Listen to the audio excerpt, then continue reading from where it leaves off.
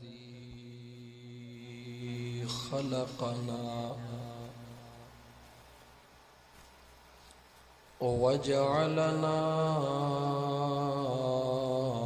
मिन उम्मति हबीबिहिल मुस्तफ़ा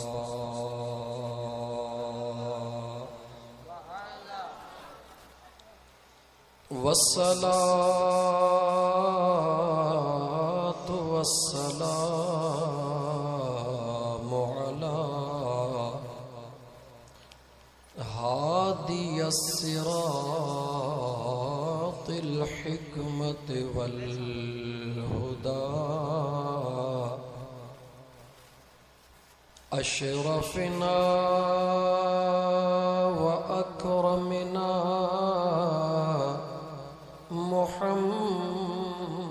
मुहम्मदिन खैरिल वरा व अला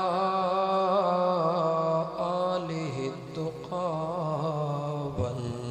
नुक़ा व अस्हाबिही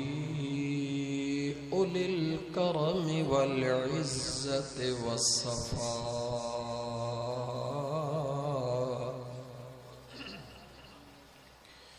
अम्मा बअदु फ़क़द क़ाल अल्लाहु तबारक व तआला फ़िल क़ुरआनिल करीम अऊज़ु बिल्लाहि मिनश शैतानिर रजीम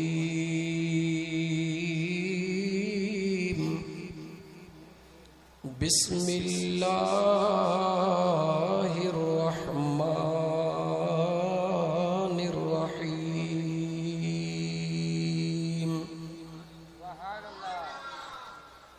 ववस्सैनल इंसाना बिवालिदैहि इहसाना हमलतहु उम्मुहु कुरहन व वदअतहु कुरहा व हम्लुहु व फिसालुहु सलासून शहरा वक़ाल अल्लाहु तबारक व तआला इन्नल्लाह व मलाइकतहु युसल्लूना अलन नबी या अय्युहल्लज़ीना आमनू सल्लु अलैहि वसल्लिमू तस्लीमा अल्लाहुम्मा सल्लि अला सय्यिदना व मौलाना मुहम्मदिन व अला आलिहि व अस्हाबिहि अजमईन।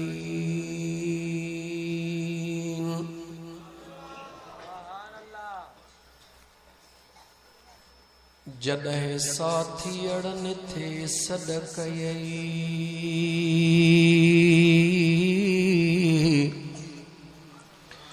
जॾहिं साथियड़न थे सदकयई तॾहिं ॿुधई ना बोड़ी हमराही तन हो तन सा तो जुहदऊं ना जोड़ी पलव जाम पुनल जो तो झलियो ना डोड़ी हाणे नाहक निदोरी कबरन में कूकू करी।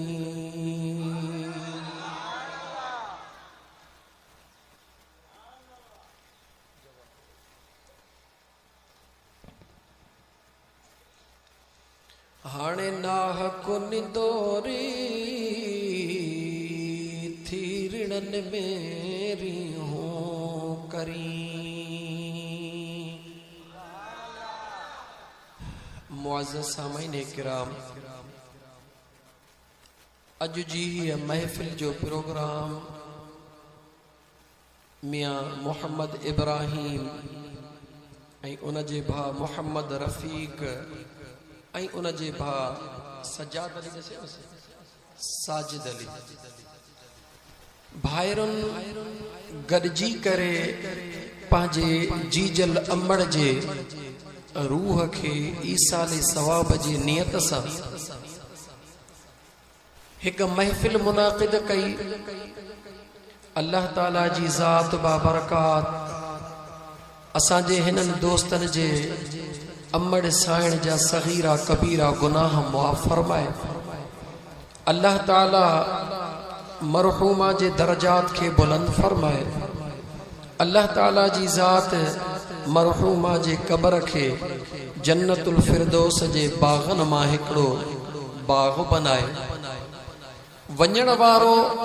हलियो वेंदो आहे पर पुठियां यादूं ॾाढियूं छॾे वेंदो आहे। वञण वारो हलियो वेंदो आहे मगर पुठियां पंहिंजूं यादूं ॾाढियूं छॾे वेंदो आहे।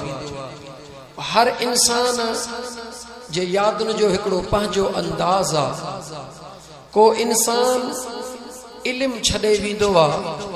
शागिर्द जंहिंजे करे यादि कयो वेंदो आहे। कोई इंसान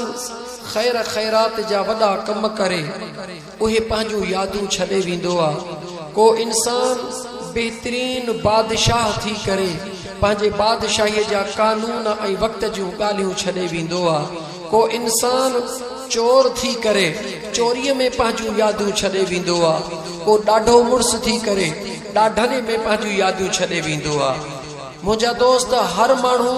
यादि कयो वेंदो आहे पंहिंजे यादुनि सां, मगर हिकु जीजल अमड़ उहा ताक़त आहे जेका यादूं छॾे न छॾे, उहा ख़ुदि हिकु यादि हूंदी आहे। उहा जीजल अमड़ नेकोकार हुजे या गुनाहगार हुजे, पर उहा पंहिंजे बचड़नि जे लाइ हिकु यादि हूंदी आहे। छो त बचड़ा अमड़ जी यादि आहिनि। जीअं दुनिया जो मां अर्ज़ करे वियुसि त हर माण्हूअ जी का न का यादि हूंदी आहे। औलाद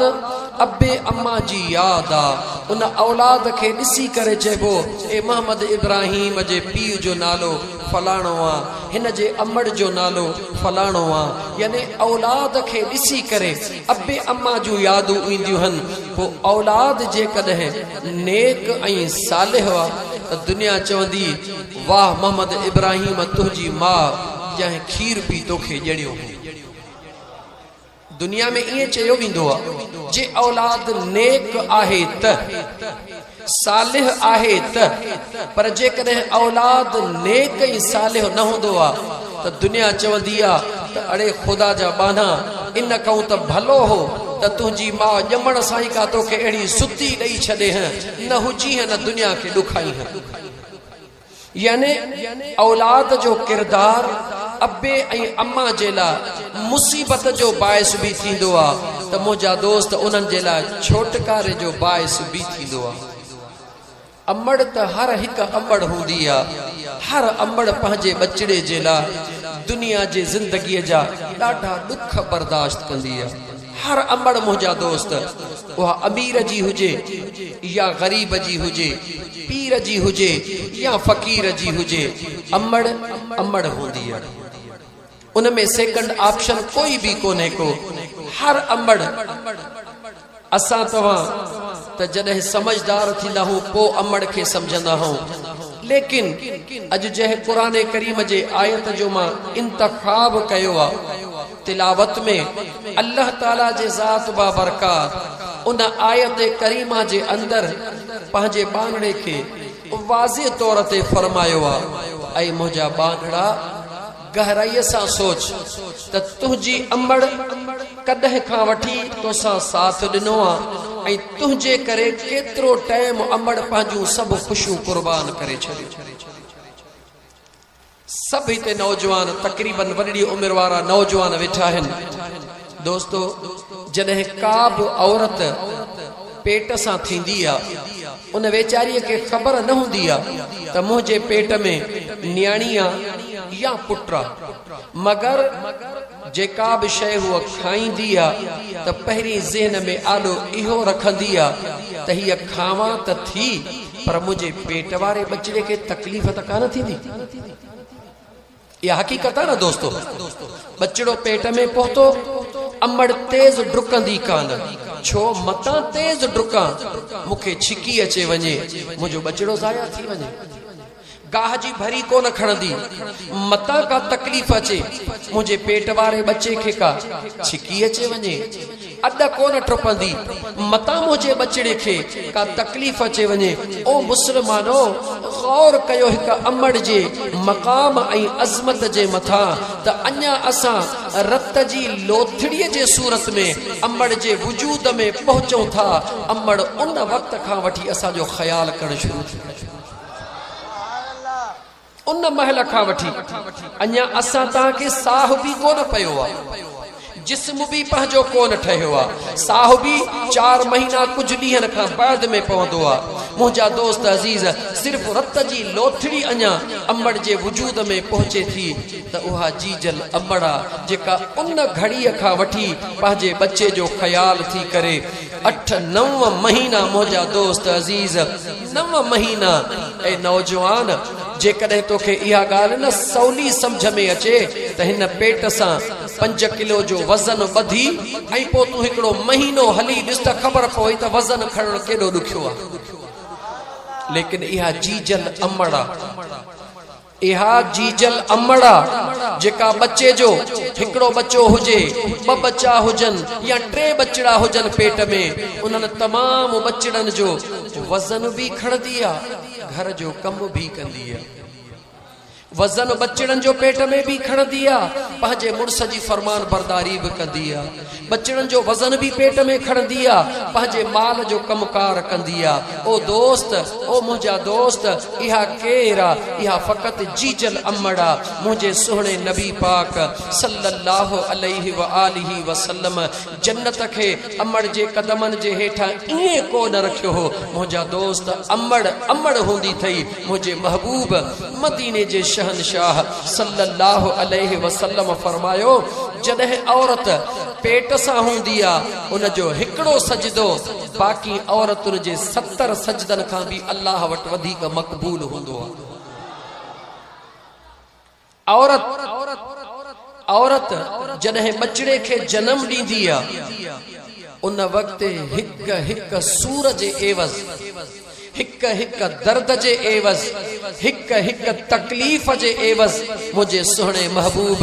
मदीने जे मीर सल्लल्लाहु अलैहि व आलिहि वसल्लम फरमायो, अल्लाह ताला उनखे हिक रवायत मुताबिक त 10 मक़बूल हजन जो सवाब ॾींदो आहे। किथे 5 मक़बूल हजन जो सवाब आयो आहे, लेकिन रवायतूं मुख़्तलिफ़ आहिनि। मगर मुझे आका सल्लल्लाहु अलैहि वसल्लम फरमायो, औरत जॾहिं बचिड़े खे जन्म ॾींदी आहे त अल्लाह ताला उनखे हिक सूर जे एवज़ मक़बूल हजन जो सवाब अता फरमाईंदो आहे। औरत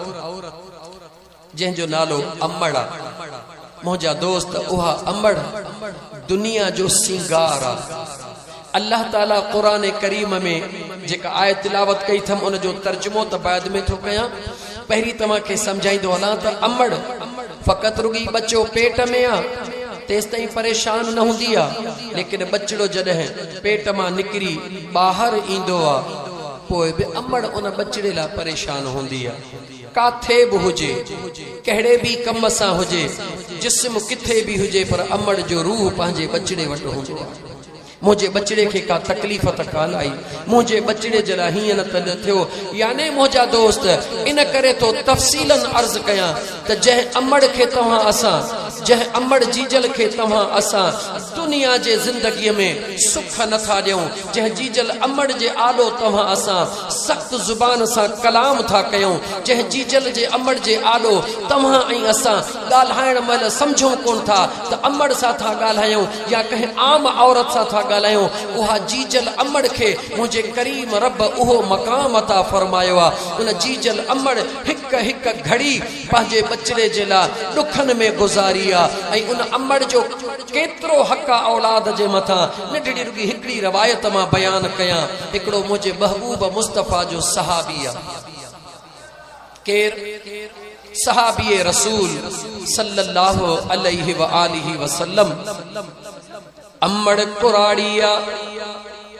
उन पंहिंजे जीजल अमड़ खे पंहिंजे मिठड़े कुल्हड़े ते खणी हज करायो हिकिड़ो हज न ॿ हज न टे हज न 10 हज पंहिंजे जीजल अमड़ खे कुल्हड़नि ते खणी कराया अथई 10 हज कराइण खां बाद में काबतुल्लाह जे सहन में वेही करे खुश थी दुआ घुरण लॻो आहे ओ मुंहिंजा करीम रब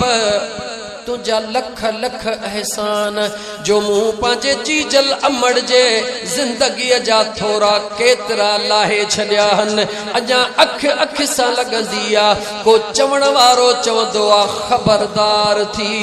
अञा तो त पंहिंजे जीजल अमड़ जे हिक राति जे ओजागे जो बि हक़ अदा कोन कयो आहे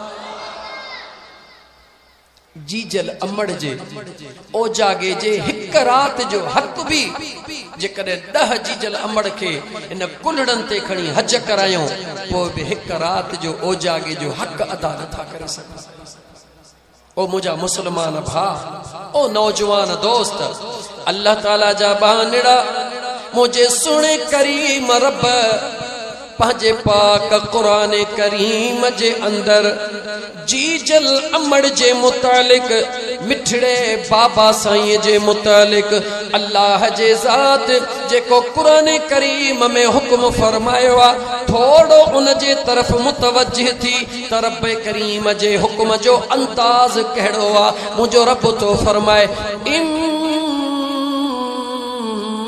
यबलुगन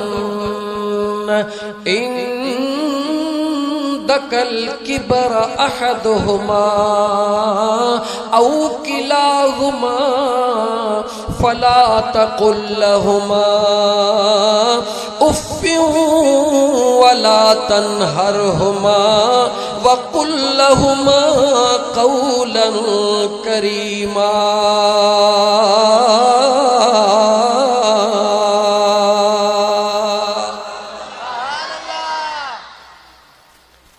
अहिड़ी दिल सां दुआ कर मिठड़ी अमा अहिड़ी दिल सां दुआ कर मिठड़ी अमा वञ जल्द मदीने जूं घटियूं घुमा अहिड़ी दिल सां दुआ कर ओ नौजवान जीजल अमड़ जी दुआ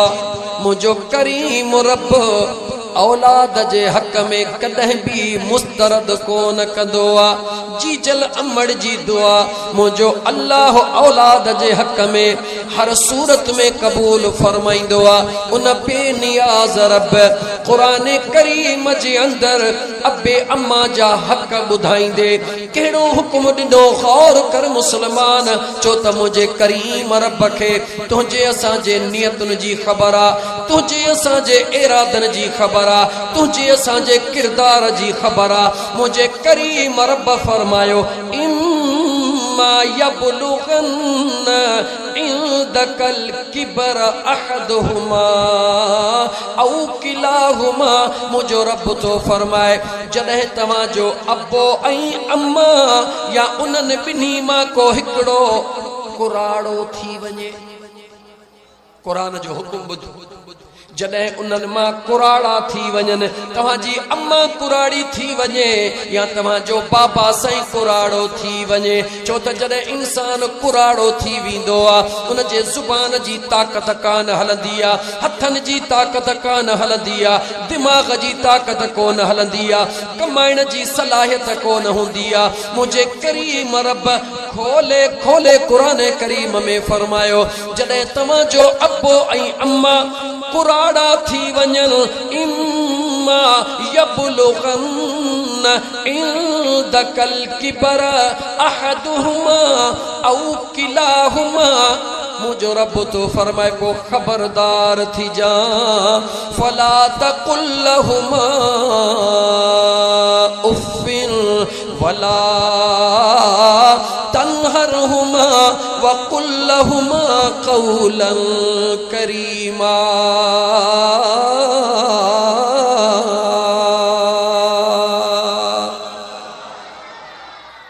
मुझे करीम रब के खबर जॾहिं घर में अबो ऐं अम्मा कुराड़ा थींदा हन, गैर ज़रूरी बि ॻाल्हाईंदा हन, खंघि जो इशारो भी थी वेंदो आहे, केॾी महिल ज़रूरत खां वधीक भी ॻाल्हाईंदा हन। ॻाल्हि यादि अचे वई, हिकिड़ो कुराड़ो पीउ पंहिंजे पुट खे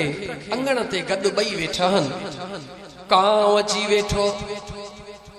पुट खे निहारे चई, ओ मुंहिंजा बचड़ा, चई जी बाबा। पुट इहो छा आहे? चई बाबा इहो कांव। 2 मिंट रखी वरी चई त पुट इहो छा आहे? चई बाबा बाबा कांव। वरी 2 मिंट रखी वरी चई त इहो छा आहे? चई बाबा तुंहिंजो दिमाग़ ख़राब थियो, चयो भई त कांव कांव कांव। जेॾी महिल इएं पुट तकड़ में ॻाल्हायो त पीउ नेसा हो हणी अखियुनि मां लुड़क लड़ी आया। उन पुट जो ॾिठो त मुंहिंजे बाबा साईं जी अखियुनि में लुड़क लड़ी आया। वेझो थी करे कदमनि खे चुमियूं ॾेई चवे थो, मुंहिंजा दिल पर बाबा ॿुधाए त सही, मुंहिंजी कहिड़ी ॻाल्हि तोखे रंजायो जो तुझे अखिड़न में लुड़क लड़ी आया। चई ओ मुझा बचड़ा,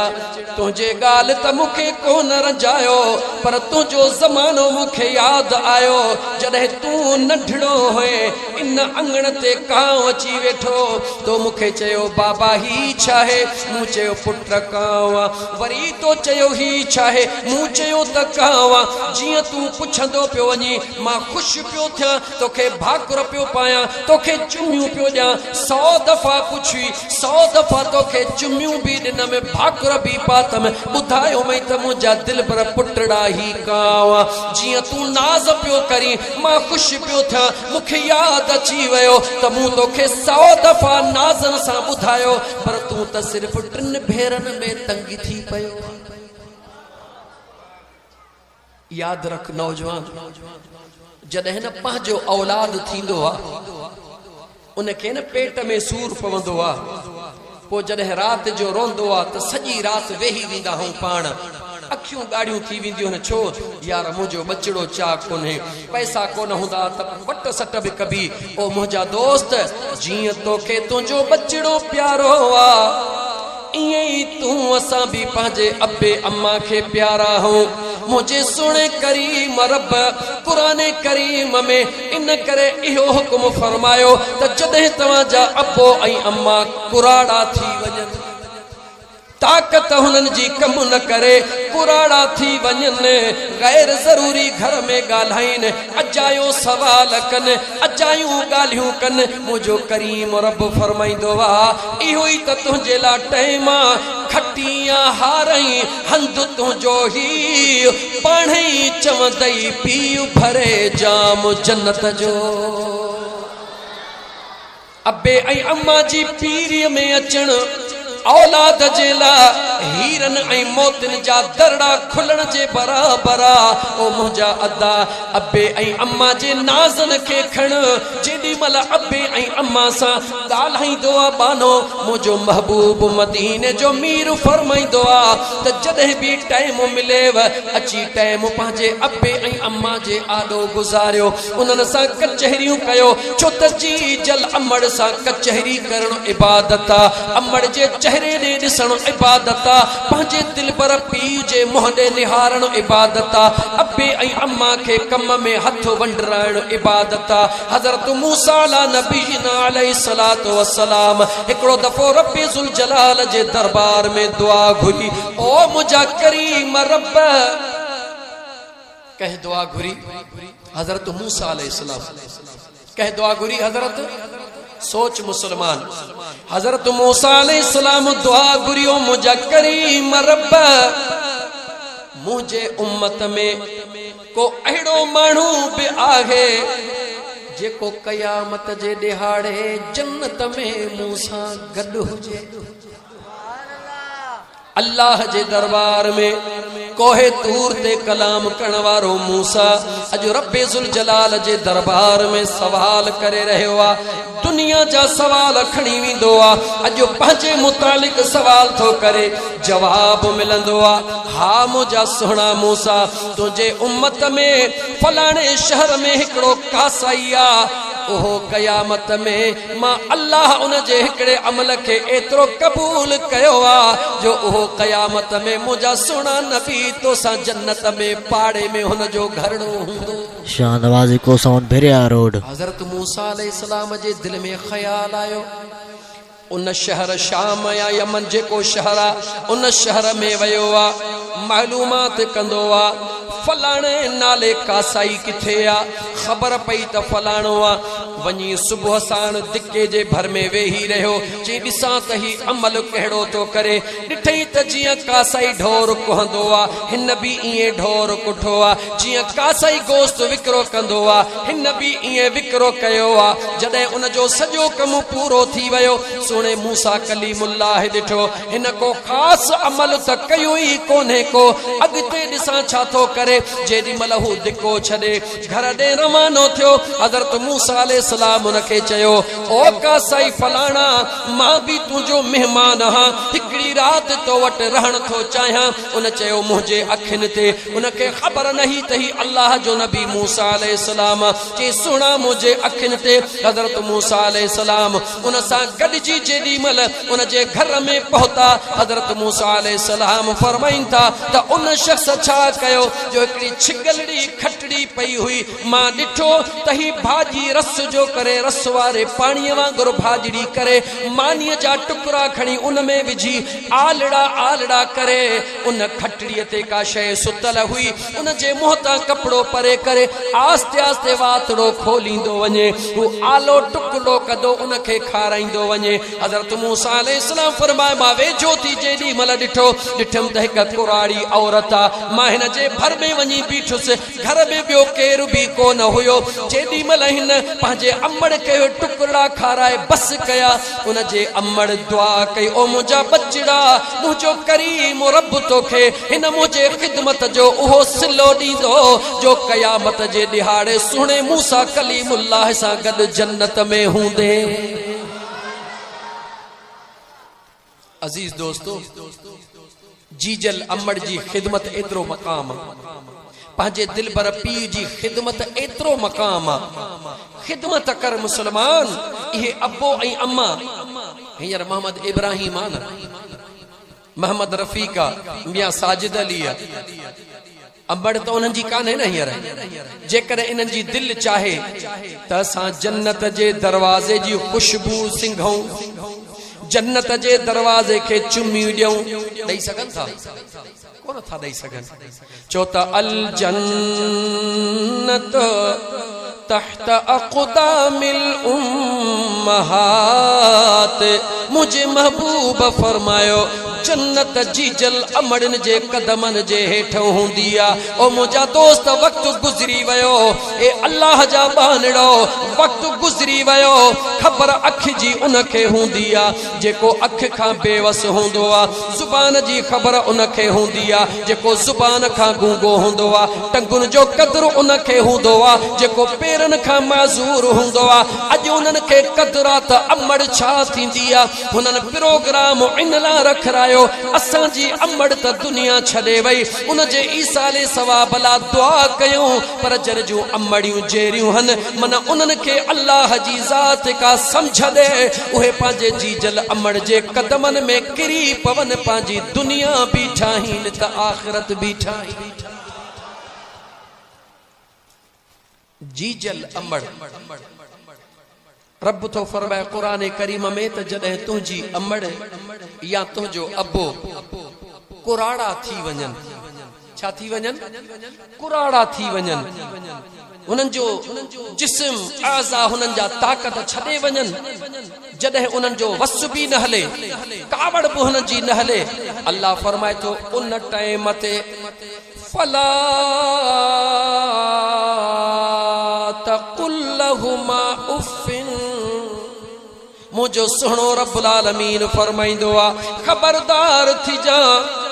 अब्बे ऐं अम्मा जे साम्हूं उफ़ बि न पुछजा, वला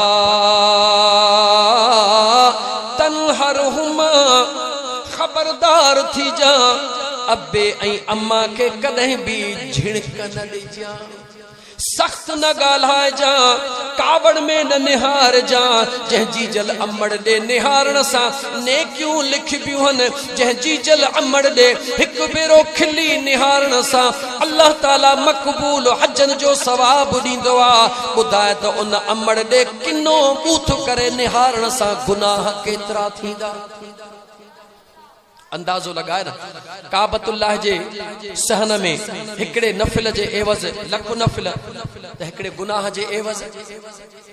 ॻाल्हि हिकड़े गुनाह जे एवज़ लख गुनाह थींदा न। जीजल अमड़ ॾे खिली निहारण सां मक़बूल हजन जो, पंजन जो, ॾहनि जो रब्बुल आलमीन करीम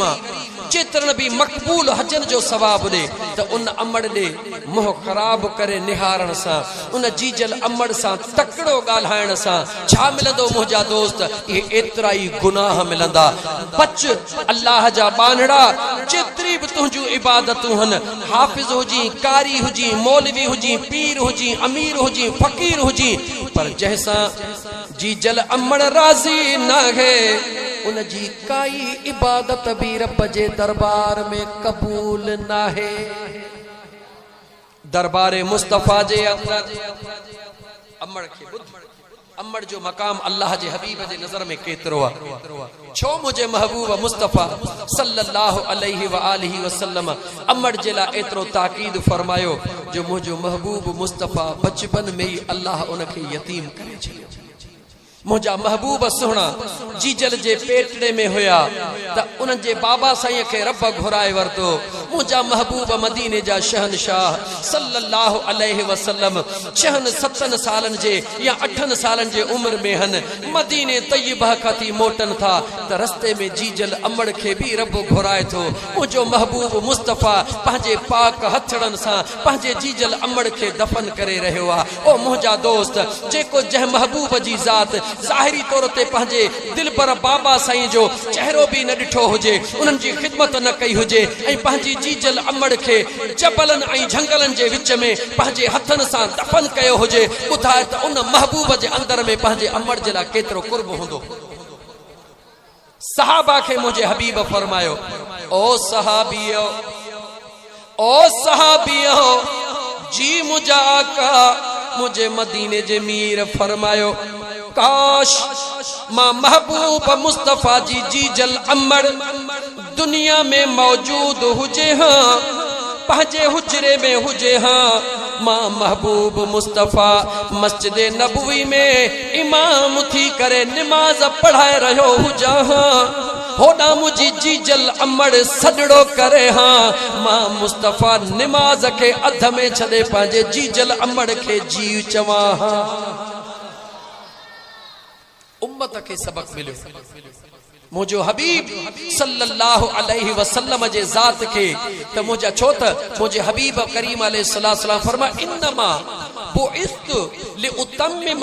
मकारिमल अखलाक मुझे हबीब फरमायो मुखे तरफ जे जात मोकिलियो ही इन जे लाहे तमा सुहणन अमलन के पंहिंजे पाए तकमील ताईं पहुंचाया मुझे हबीब सल्लल्लाहु अलैहि वसल्लम पंहिंजे गुलामन के सहाबा के बुधायो त अमड़ जी अज़मत ऐं मकाम छा है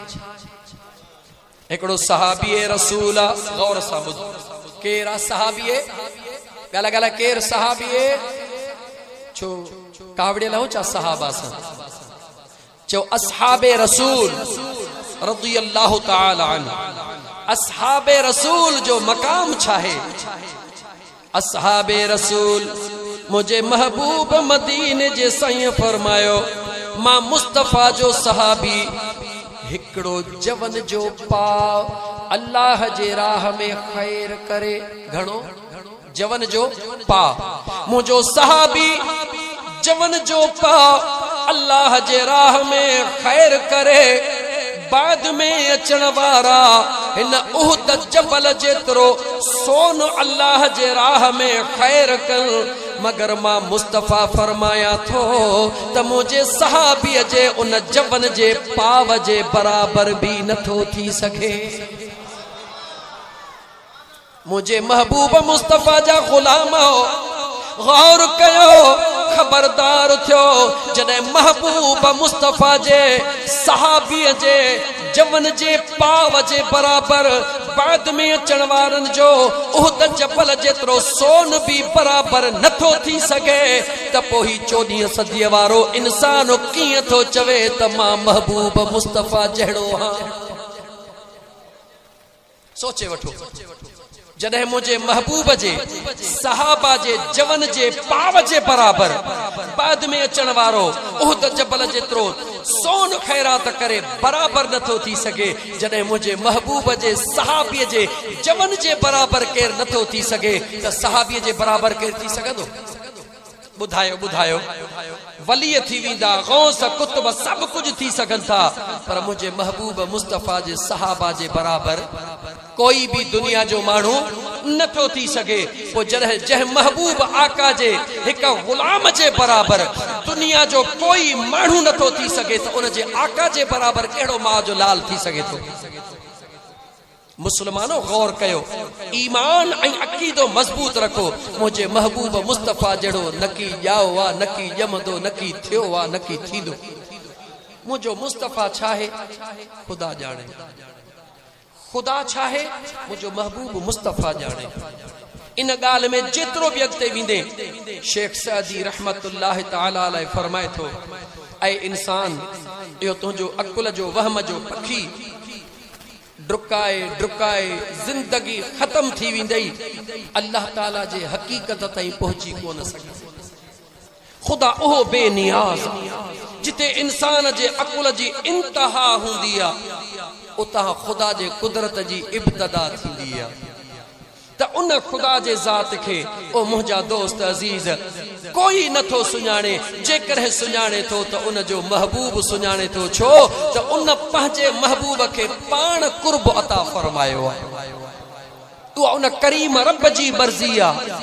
चो कुरान जी आयत पढ़ा आलिमुल गैब फला युज़हिरु अला गैबिही अहदा करीम रब फरमायो मां अल्लाह जो जेको इल्मे गैब मां कहजे मथा भी जाहिर न कंदो हां कहीं भी हिक खे वो इल्मे गैब न दींदो हां इल्ला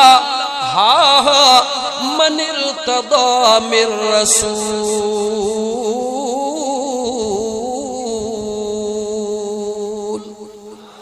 पर जे कदे मां अल्लाह पंहिंजे रसूलन मां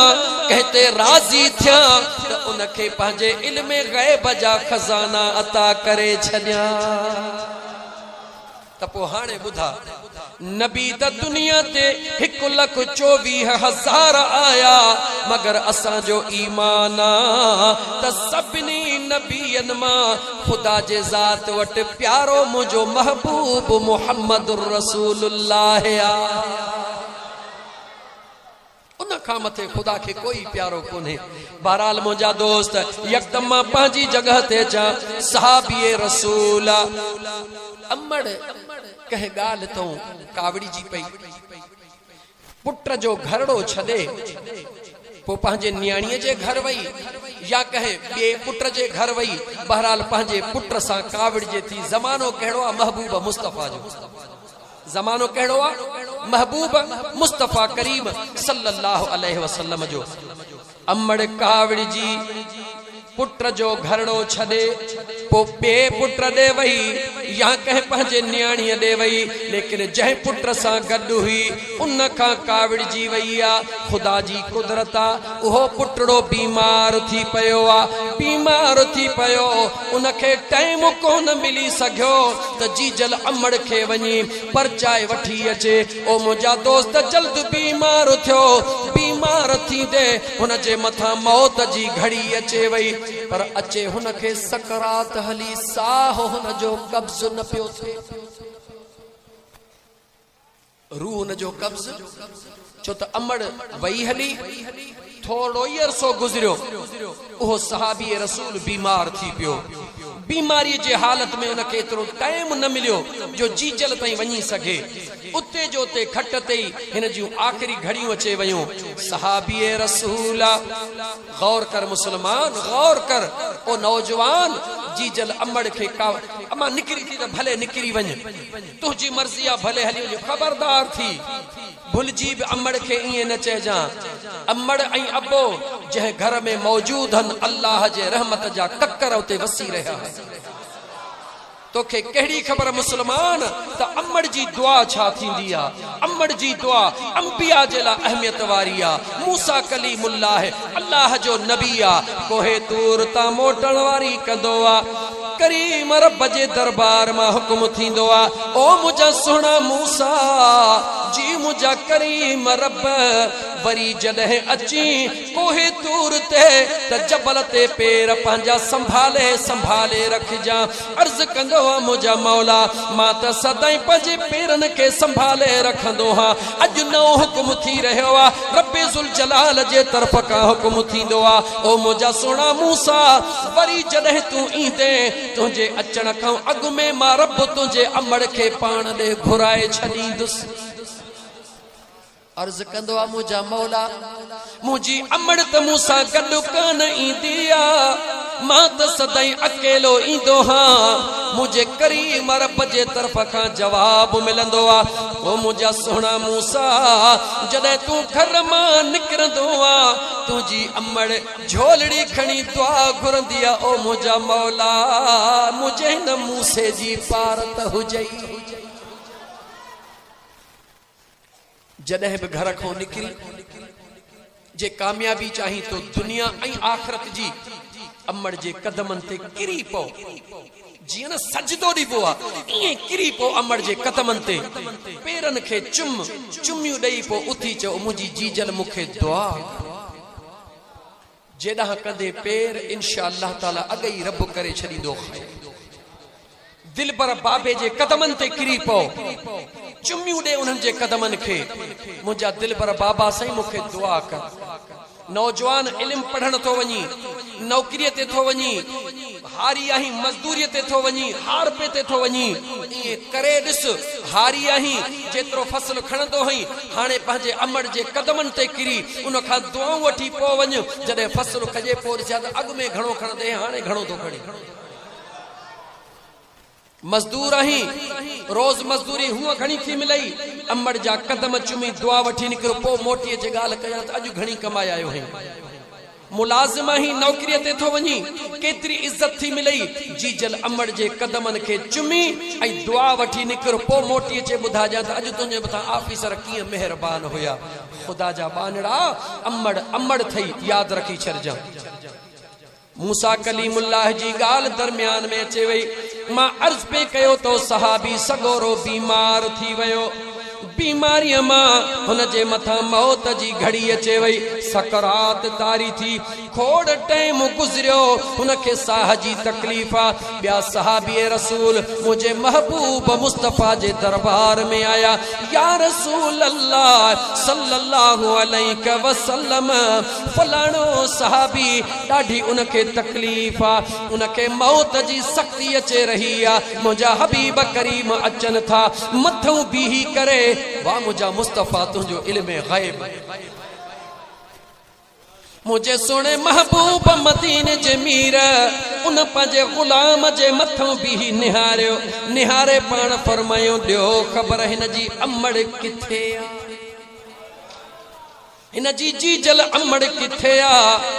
सहाबिन अर्ज कयो त या रसूल अल्लाह कुछ दिहाड़ा या कुछ टाइम अग में इन जी अमड़ काविड़ जी हली वैया मुझे हबीब फरमायो वनी उन जे अमड़ के न्यापो दई वठी अचो मुझे सुने हबीब करीम जो हिक हिक फरमान उम्मत जे ला सबक हुंदो आ गौर कर मुसलमान मुझे आका अलैहिस्सलात व सलाम जे जात ते चो त अल्लाह जे जात मुझे हबीब अला फरमायो वयुअल्लिमुहुमुल किताब वल हिकमत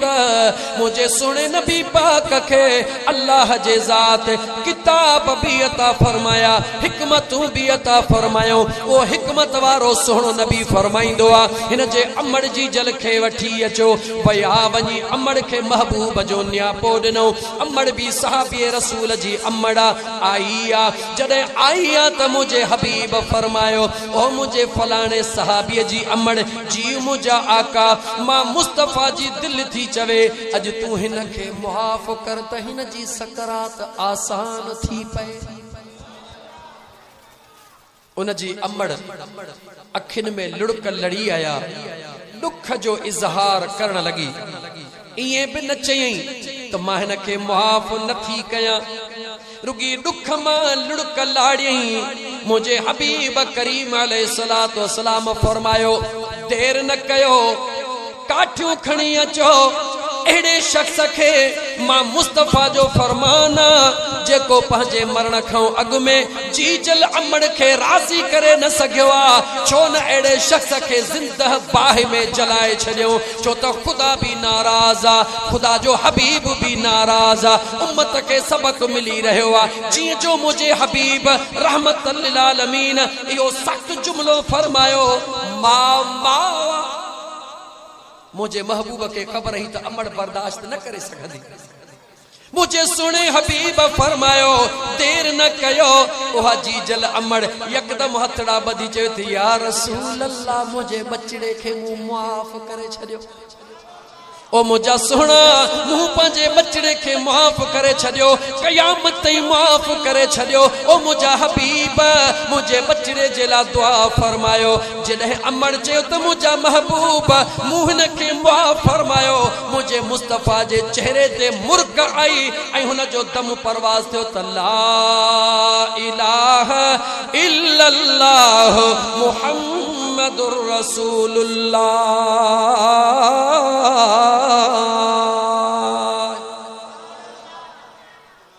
सहाबी सगोरे जिला त जन्नत मुंतजिर हुई इहा रुकावट हुई अमड़ जे नाराजगी जी मुझे हबीब करीम अलैहिस्सलातु वस्सलाम अचण वारे उम्मत ला सबक दिनो हिकमत जा गुल छड्या मुझे हबीबन त नौजवानो खबर पवे त जे कदे कहे शख्स अमड़ के राजी न कयो ऐ इए मरी वयो त हुन जो हशर जहन्नम में खराब थींदो खबरदार थी जा पंहिंजे जीजल अमड़ के नाराज न कजा जीजल अमड़ के कावड़ाए जान दिल पर पीउ के घर जो वाधू भाती न समझ जा जीजल अमड़ जे कदमन जे हेठों जन्नता त दिल पर पीउ जी जात वरी जन्नत जो दरवाजो जेको भाग्यो हुंदो आ वो दरवाजो खोले को इंदो आ पंहिंजे घर में भाग्यो दरवाजो खोले पोइ ईंदो आहे। जेको चोर हूंदो आहे उहो दीवारूं टपंदो आहे, यानी जेको नेक ऐं सालिह पुटड़ो हूंदो उहो पंहिंजे बाबा जा बि कदम चुमंदो ऐं पंहिंजे जीजल अमड़ जा बि कदम चुमंदो। जॾहिं न ज़मीन ते वेही करे बचड़ो राति जो अमड़ खे चवे, अम्मा थोड़ी टंगड़ी सिधी कर, बचार मरोटा त तोखे ॾियां। अमड़ चवंदी, अबा न तूं थकिजी आहियो, अम्मा ईअं न कर। बचड़ो ज़ोर ॾियणु शुरू कंदो, अमड़ दुआऊं ॾियणु शुरू कंदी। इहा हक़ीक़त न आहे। बचड़ो ज़ोर ॾियणु शुरू कंदो, जीजल अमड़ दुआऊं ॾियणु शुरू कंदी। कॾहिं बचड़ो पंहिंजे दिल भर पीउ जे पंजे कदमनि में किरी, बाबा बचार तव्हांखे ज़ोर ॾियां। मुंहिंजा दोस्त तजुर्बो कयो, उहा जीजल अमड़ जेका बच्चे जे मथां कख बि बर्दाश्त न करे, इहा ई त अमड़ आहे न जंहिं 9 महीना तो असांखे पेट में सांढियो। चणा बि न खावां, मुंहिंजे बच्चे जे पासे में न वेहनि, सूप बि न खावां, मुंहिंजे बच्चे खे तकलीफ़ न अचे,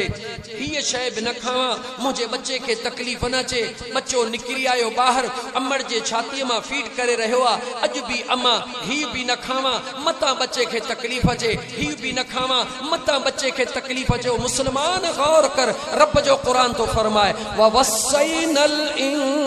इंसान बिवालिदैहि हमलतहु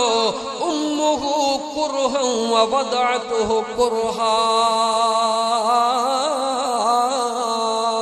मुझो करीम रब फरमाए रहियो आहे, वसीयत करे रहियो आहे। मुझो रब तो फरमाए, मां अल्लाह तोखे वसीयत थो कयां, तोखे हुक्म थो कयां, तोखे नसीहत थो कयां, ऐ इंसान ववस्सैनल इंसान बिवालिदैहि इहसाना। पंहिंजे अबे ऐं अमड़ सां सुहिणो रवैयो अख्तियार कजां, उन्हनि सां चिड़ी न ॻाल्हाइजां, उन्हनि सां तंग थी न ॻाल्हाइजां, अबे ऐं अम्मा सां सख़्त न ॻाल्हाइजां। जीव में जीव चइजां, पर जे उहे फोट कन वरी बि तूं जीव चइजां, छो त मां रब जी रज़ा इन में थई त तूं अबे अम्मा खे राज़ी कर, त मां ख़ुदा तो ते राज़ी थी पवां।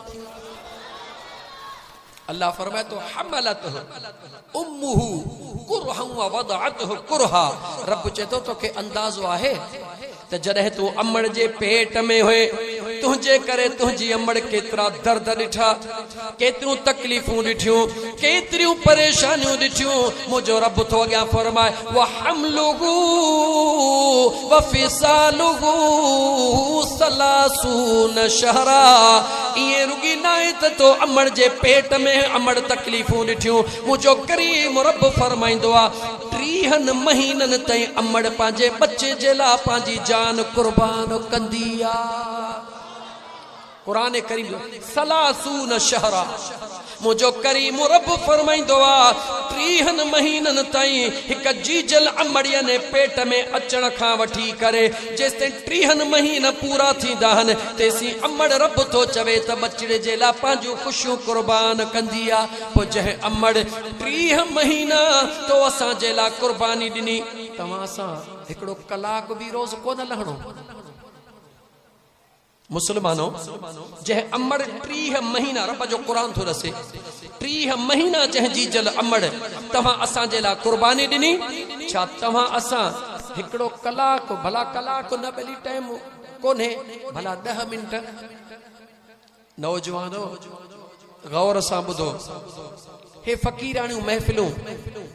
इन जे लाइ कोठायूं वेंदियूं आहिनि, एहसास निदामत पैदा थिए, गुनाहनि जो एहसास थिए, खुदा जे कुर्ब जे करीब थियूं, महबूब मुस्तफ़ा सल्लल्लाहु अलैहि व आलिहि वसल्लम जे कुर्ब जे करीब थियूं। नौजवानो, अॼु खां वठी अज़म कर, ज़िंदगीअ ते कोई भरोसो न आहे, काई जिंदगी जी ख़बर न आहे। अॼु जो कम सुभाणे ते न रख, हबीब जो उम्मती हई, तौबह जो दरवाज़ो खुलियल थई, इते जो इते दिल में पक्को पह इरादो करे छॾ। जेकॾहिं तुंहिंजी जीजल अमड़ तुंहिंजे घर में आ, अल्हम्दुलिल्लाह तोखे लख लख मुबारकूं आहिनि जो तुंहिंजी अमड़ तोसां गॾु आहे। पर जे अमड़ गॾु न आहे, या थोड़ी बि अमड़ या बाबा साईं कावड़ियल आहे, त इते पंहिंजे दिल में अज़म करे पहुत त मौला राति जी मानी बाद में खाईंदुसि, पहिरीं जीजल अमड़ खे राज़ी कंदुसि, पंहिंजे दिल भर पीउ खे राज़ी कंदुसि। अमड़ जे कदमनि ते किरी पओ, बाबा जे कदमनि ते किरी पओ, उहे राज़ी थी पिया त मुंहिंजो ख़ुदा ऐं महबूब मुस्तफ़ा बि राज़ी थी पओ। थोड़ो अॻिते वधा। भला उहे माण्हू जन जा अबो ऐं अम्मा दुनिया छॾे विया आहिनि, जीअं मोहम्मद इब्राहिम, मोहम्मद रफ़ीक, साजिद अली वग़ैरह या ॿिया दोस्त जन जा अबो ऐं अम्मा दुनिया छॾे चुका आहिनि। हिन वक़्तु दुनिया में उन्हनि जो अबो ऐं अम्मा मौजूद न आहिनि, पर उन्हनि खां काविड़ियल हा, नाराज़ हुया, उन्हनि दुनिया में अबे अम्मा खे परचाए कोन सघियो। हाणे छा कनि? मुझे याद रख, अम्मड़ ऐं अबो उहा ताक़त थई जो दुनिया में हन तॾहिं बि उहे तुंहिंजे लाइ रहमत हन, क़बर में हन तॾहिं बि तुंहिंजे लाइ रहमत हन। मुझे महबूब मदीने जे घोट सल्लल्लाहु अलैहि व आलिहि वसल्लम फरमायो, मिशकात शरीफ जी हदीस आ, मुझे आका फरमायो, मन ज़ार कबर वालिदैहि औ अहदुहुमा कुल्ल यौम जुमुअतिन गुफिर लहू कुतिब बर्रा।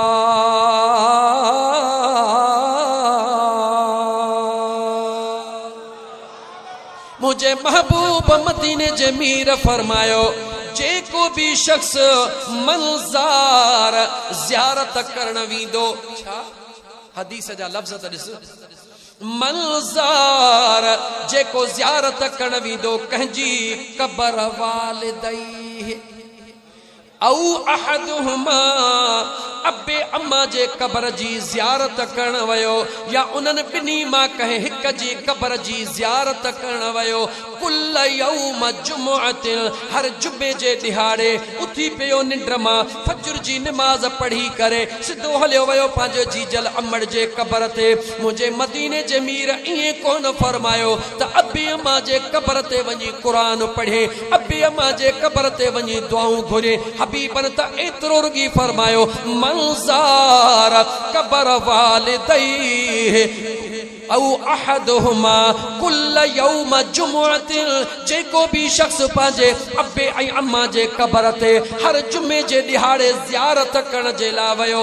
गुफ़िर लहू, मुंहिंजो रब उन जा गुनाह मुआफ़ करे छॾींदो। गुफ़िर लहू कुतिब बर्रा, न रुगी गुनाह माफ़ कंदो पर मुंहिंजो अल्लाह उन जो नालो पंहिंजे नेक बांधड़नि में लिखराए छॾींदो। अंदाज़ो लॻाए मुस्लमान, अंदाज़ो लॻाए मुस्लमान, जंहिं अबे ऐं अम्मड़ जे क़बर जी रुगी ज़ियारत ओशाकन इन राज़ खे खोलियो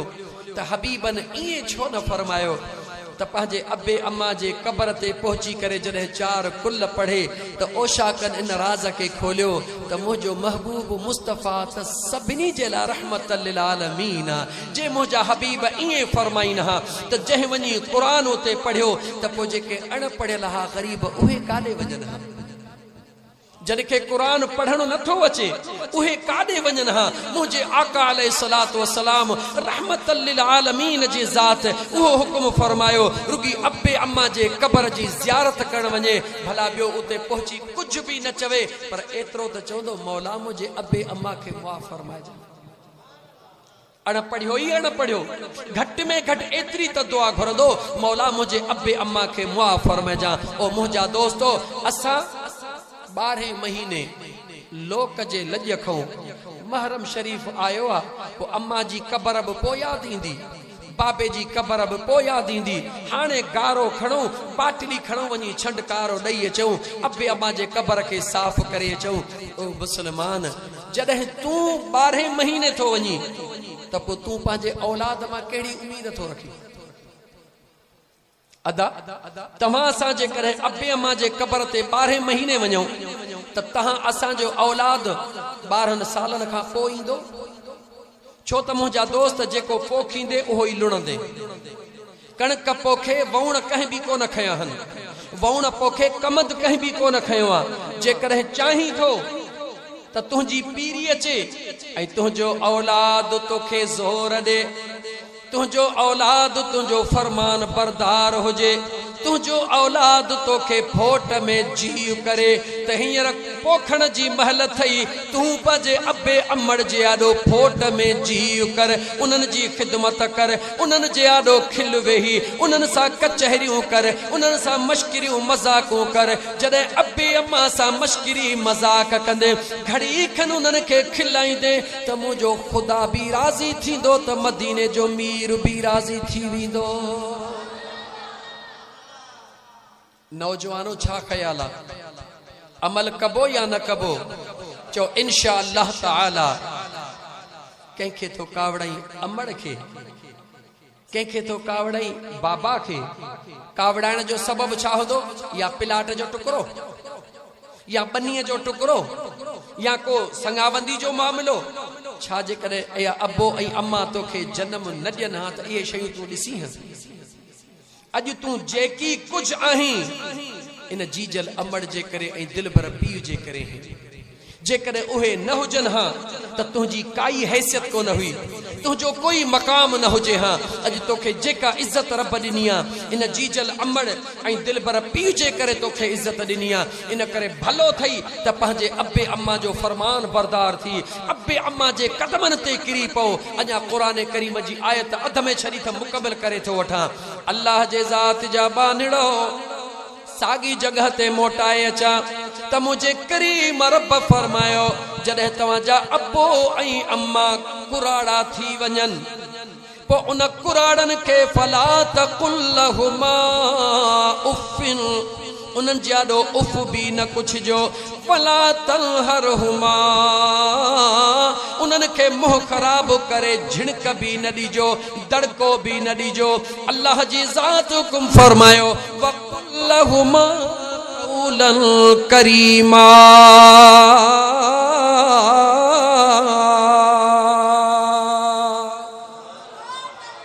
मुझो करीम रब फरमाए रहियो आहे उन्हनि जे आॾो पंहिंजे आवाज़ खे मथां हूं बि न कजो अखियूं अखियुनि में ॾेई बाबे सां न ॻाल्हाइजा अखियूं अखियुनि में ॾेई जीजल अमड़ सां न ॻाल्हाइजा अल्लाह तो फरमाए तकड़ो न ॻाल्हाइजा तिखो न ॻाल्हाइजा जॾहिं अबे ऐं अमड़ जे साम्हूं अची कंधु हेठि झुकाए बीही रहिजा तूं कंधु मथे न कजा जीअं अबो चवे चइजा जी मुंहिंजा बाबा साईं जीअं अमड़ चवे चइजा जी मुंहिंजा बाबा साईं पोइ जेकॾहिं उहो हुकुम शरीयत जे मुखालफ़त में हुजे पोइ तूं क़बूल न कजा पर अबे अम्मा खे झिणक न ॾिजां। जेकॾहिं अबो अम्मा ने तोखे चवनि त ही चरस वञी वठी आहे या ही शराब वञी वठी आहे कंधु हेठि करे बीठो हुज झिणक न थई ॾियणी तकड़ो न थई ॻाल्हाइणो घटि वधि न थई ॻाल्हाइणो पर उन्हनि जे हुकुम ते अमल न कर ख़ुदा तुंहिंजे मथां बार कोन रखंदो। गैर शरई हुकुम कनि ॿुध वेही पोइ उन महिल उन्हनि खे झिणक न उन महिल वेचारा कुराड़ा सिगरेट जा मवाली हूंदा आहिनि खंघ थींदी आहे पोइ जेॾी महिल अबे खंघियो वरी फ़क़ीरियाणी कावड़िजी पई नौजवान खे चई हे ॾिस तुंहिंजे पुड़नि जा कम ही था छॾीनि ओ ख़ुदा जा बानड़ा मशहूर मारूफ़ हिकु किस्सो दिमाग़ ते चढ़ी आयो आहे। नौजवान पंहिंजे पीउ खे चई त बाबा संभर त मां तोखे शहर घुमाए अचां गॾह ते वेहारीसि पीउ खे गॾह ते वेहारे शहर घुमाइण थो वञे जेॾीमहिल झंग में पहुतो चई बाबा तूं घड़ी खनि हिते वेह त मां भला थोरो हेॾो पेशाब जो ख़्याल करे अचां। जेॾीमहिल पुट ईअं चई हलण लॻो त पीउ निहारे नेसाहो हणी रोअण लॻो। पुट चयो बाबा ईअं छो थो करी पीउ चयो पुट इहो इन करे थोरो आहे जो मूं बि पंहिंजे बाबे सां ईअं ई कयो हो मुंहिंजो बाबो कुराड़ो थी वियो घर में खंघंदो हो उहो बलगम वग़ैरह कढंदो हो ज़ाल मूंखे परेशान कयो यानी तुझे मां मूंखे परेशान कयो मूं उनखे राज़ी करण जे लाइ पंहिंजे बाबे खे चयो बाबा अॼु हल तोखे शहर घुमाए अचां ईअं ई गॾह ते चाढ़ियुमि ईअं ई विच झंगल में छॾे करे मां मोटी आयो हुयुसि पोइ बाबे जो छा थियो मूंखे काई ख़बर कान्हे अॼु तूं बि मूंसां ईअं ई करे रहियो हुई इन करे थोरो आ त बच्चा तोसां बि तुंहिंजो पोयर सुभाणे ईअं ई कंदो अबे अम्मा सां उहो वर्ता कर जेको सुभाणे खुद कबूल करे सघी जेको सुभाणे खुद बर्दाश्त करे सघी जेकॾहिं खुद बर्दाश्त करण जी ताक़त न थई त अबे ऐं अमड़ सां सुहिणो वर्ता कर अल्लाह क़ुरान में फरमायो वख़्फ़िद लहुमा जनाह ज़ुल्ल मिनर रहमा वक़ुर रब्बिरहमहुमा कमा रब्बयानी सगीरा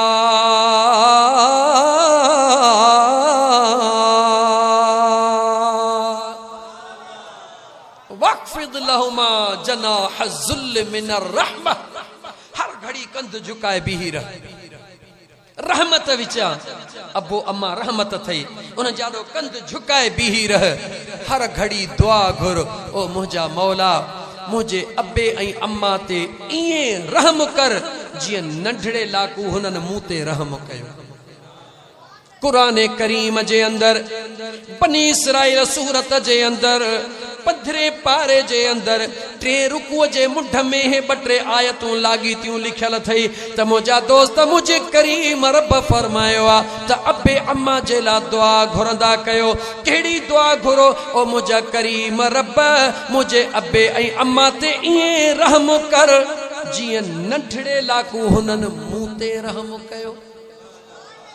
ईअं न त मौला मुझे अबे अम्मा जा गुनाह माफ़ कर न न ईअं रहम कर जीअं नंढड़े लाकू हुननि मूं ते रहम कयो यानी मुंहिंजूं कमज़ोरियूं कोताहियूं ॾिसी अण ॾिठियूं कयूं मुंहिंजे ऐबन ॾे को न ॾिठऊं जेके बि मां अंगल कंदो हुयुसि उहे अंगल मुंहिंजे अबे ऐं मुंहिंजे अमड़ खयां अल्लाह फरमाए थो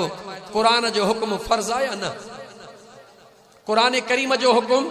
उम्मत ला फर्ज़ आहे बानन ला फर्ज़ आहे पर रब इन आयत में मुझे हबीब के फरमायो वकुल मुझा महबूब तू चो यानी मां अल्लाह जो फर्ज भी हुजे ऐं तो महबूब मुस्तफ़ा जी सुन्नत भी हुजे पो जेको शख्स पो तो मु अल्लाह जो फर्ज ऐं तो हबीब जी सुन्नत पूरी करे दुआ घुरंदो ओ मुझा मौला मुझे अब्बे अम्मा के मुआफ़ कर अब्बे अम्मा के त मुआफ़ी मिली वई पर तो अल्लाह जो हुक्म भी पूरो कयो रसूलुल्लाह जी सुन्नत भी पूरी कई तुझा गुनाह भी मुआफ़ थी विया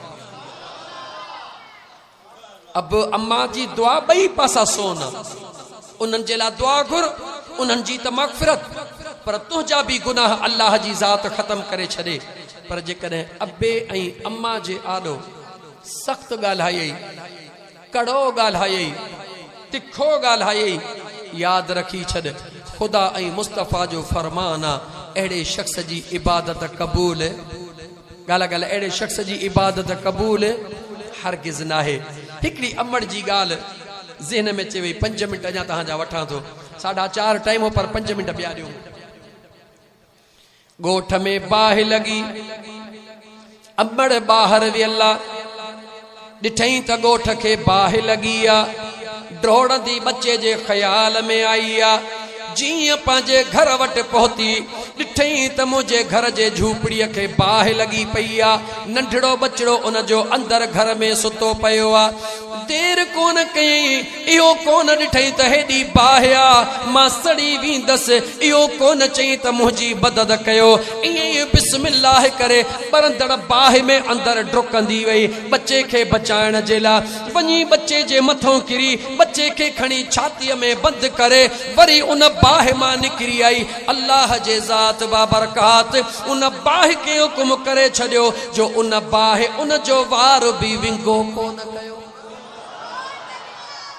दुनिया ॾिठो अमड़ पंहिंजो बचिड़ो बरंदड़ बाहि मां कढी आई सिधो खणी मुंहिंजे महबूब मदीने वारे घोट जे दरबार में आई अर्ज करण लगी या रसूल अल्लाह ओ मुझा सुना हबीब मां पंहिंजे बच्चे सां वधीक प्यार कंदी आ या मुझो रब पंहिंजे बाने सां वधीक प्यार कंदो आहे। उन औरत सवाल कयो, या रसूल अल्लाह, अमड़ पंहिंजे बच्चे सां वधीक प्यार कंदी आहे या मुझो रब पंहिंजे बाने सां वधीक प्यार कंदो आहे? मुझे महबूब मदीने जे साईं फरमायो, ओ अल्लाह जी बानी, मुझो करीम रब त 70 अमड़न खां वधीक पंहिंजे बाने सां प्यार कंदो आहे। जेडी महिल मुझे महबूब ने ये फरमायो, औरत ने को कारा फायदो वठंदे चवे थी, या रसूल अल्लाह, जॾहिं मुझो रब 70 अमड़न खां वधीक प्यार थो करे, पो मां बाहि जी परवाह न कयम, जान जी परवाह न कयम, बच्चे जे मथा कख पियो न सठो। जॾहिं मूं पंहिंजे बच्चे खे बाहि में जलंदो न ॾिसी सघियसि, पो मुंहिंजो रब पंहिंजे बानन खे जहन्नम में जलंदो कीअं ॾिसंदो? तो मुझे हबीब जे अखिड़न में लुड़क लड़ी है। मुझे हबीबन फरमायो, ओ अल्लाह जी बानड़ी, अल्लाह ताला मां मुस्तफा जे उम्मत के बख्श फरमाइंदो। ओ मुसलमानो, अमड़ इन शय जो नालो आ। अचो अचो त गॾिजी करे जीजल अमड़ जा कदम चुमऊं, जीजल अमड़ खां दुआऊं पिनऊं, जीजल अमड़ खां दुआऊं पिनऊं, त दुनिया में भी इंशाअल्लाह ताला कामयाबी थींदी, आखिरत में भी अल्लाह ताला तव्हां असांखे कामयाबी अता फरमाइंदो। हिकिड़ो शेर चवंदुसि, दोस्त खे सवेल चयो, मां ज़रूरु चवंदुसि, मुंहिंजी जीजल मां तो में मुंहिंजो साह, जन्नत तुझे कदमन में आ, जन्नत तुझे कदमन में आ। दिल खोले चो, मुंहिंजी जीजल मां, मुंहिंजी मिठड़ी मां, तो में मुंहिंजो साह, जन्नत तुझे कदमन में आ, जन्नत तुझे कदमन में आ। भाग भला थो तन जा भाया